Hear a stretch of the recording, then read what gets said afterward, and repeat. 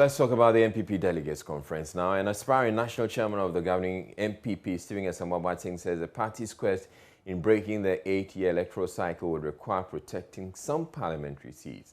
The former information minister attributed the loss of parliamentary seats in the 2020 elections to the NPP's failure to protect some MPs. He tells Joy News if elected as national chairman of the party, he would ensure some MPs are protected to realize the NPP's objective in the 2024 elections. We never performed abysmally at all in the 2020 election. We never did. We crossed the mark. You lost your parliamentary seat from 169 to 137. It's a general election. The president in 2016 almost won about 1 million votes. We won. But your vote dwindled in 2020. We come into parliamentary and we still maintain the majority in parliament. Although, yes, we dropped seats, we dropped some parliamentary seats. Over 40 seats. Well, we know the reason, and some of them were internal wranglings. And that's why you need a structure, a party leadership, a chairman with a team that can get that internal wranglings resolved. And we know what happened. There was some imposition of candidates. There were some areas where the people were not happy with the candidate they were bringing, but the rules were not followed. There are areas where we should have protected some member of parliament, and we should explain to the party on the ground that there's a reason why this person must enter parliament. Then we have to compensate the party people. You're a democratic party, and you seek to protect the seat of some MPs. Exactly, democracy. That is not democracy. And that's not true. You probably don't understand democracy. Oh, you don't understand democracy. To decide who leads them. Let me explain to you what democracy is about. It's understanding that we can all agree, and sometimes we disagree to agree. It doesn't have to be one way. So sometimes you have to talk to the people and say, look, we need this gentleman or this lady in parliament, and we need to convince the party on the ground, the association, the party grassroots, the constituency. And if you don't do that and you impose, that's why it's not democratic. If you go down and discuss and people agree and they vote and there's no contest in terms of unanimous decision, no challenge, that's democratic.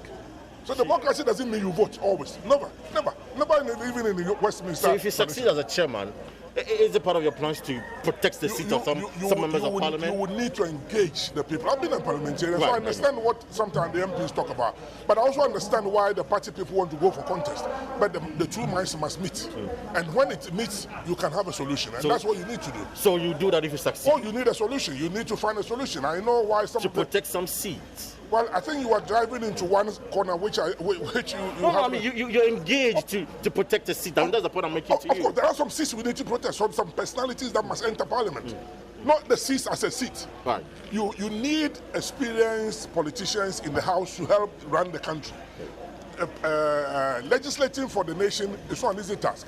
Even understanding the standing orders of parliament is not easy for the first time MP to go in there and do. You need seasoned ones who are there. But if they are not performing home, then you need to tell them what it is wrong with them. But if they are performing and there's still somebody who is behind them trying to undermine, then you need to call the person and tell them that, look, we need this person. Why are you challenging when you can easily agree to disagree? Those things are Jojo. In democracy, you Jojo. It doesn't mean that you stop them. If you stop them, that's imposition. That is not democracy. And I don't intend to impose anybody. I intend to open up for discussion, and then if voting has to happen, it has to happen. If voting doesn't have to happen, but we have to talk to them for them to agree, that's democracy. Right, so there's an Accra session of the NPP Delegates Conference, and my colleague Kwesi Parker-Wilson will be joining us from the Nat Hall where it is happening. We'll bring you that after this break. To stay tuned in. So we're returning to our earlier story on the NPP Delegates Conference, which is happening here in Accra. My colleague Kwesi Parker-Wilson is at the Nat Hall, and he brings us the very latest on that. Now, Parker, before we talk about today's, give us a sense of how the process panned out in the other regions you visited.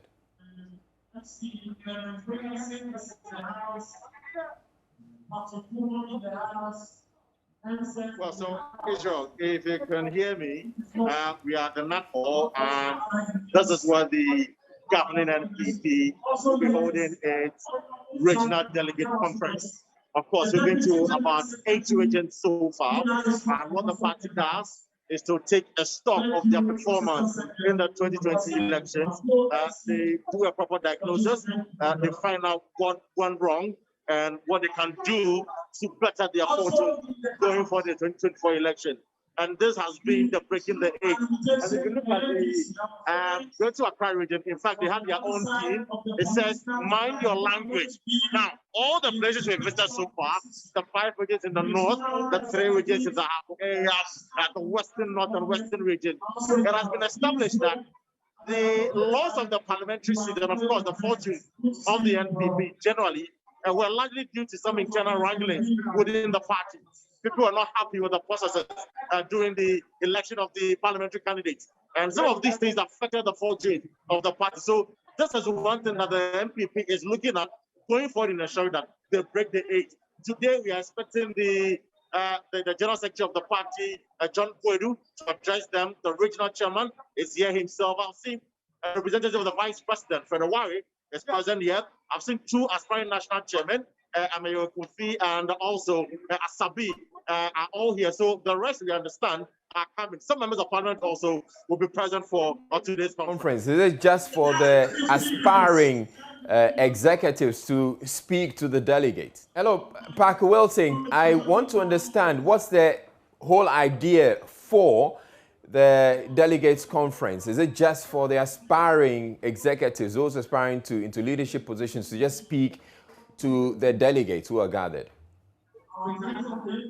Well, so some of those who are aspiring to also lead a party at the national level and the regional level. We're interested to know that the former minister for Greater Accra, is also seeking to lead the party as a chairman into the 2024 election. Seeing his posters and banners all across the network. Again, we know that the YA boss, the podium, want to contest the current General Secretary, John Bodu. His banners and posters are also around, and their supporters as well. So these are some of the individuals I have cited. They are not here though. However, I have seen their posters hoisted all across the place. In fact, I am sure that a representative from the Alan is also here. And Professor Mayor Kumfi, as I mentioned earlier, is also seated at the days that he is contested to be the national champion. Oh, well, Mr. Boache just he is aspiring to lead the party as the flag bearer for the 2024 election. So that's him there for you, Mr. Boache. So, Parker, at what point will the delegates get to vote for the people they want to lead the party? Well, so the party says that on December 18th to 20th, they will hold their national annual delegate conference. So all the party supporters across the country will converge in Kumasi for that conference. When that day, or when they hold that conference, somewhere in January, that is when they open nominations for individuals seeking to lead the party at the various levels, right from the polling station to the constituency, the region, and somewhere in June, that is when they're going to have the national executive election for the chairman, the general secretary, and the others. All right, thank you very much, Kwesi Parker Wilson, bringing us that update from the Nat Hall here in Accra.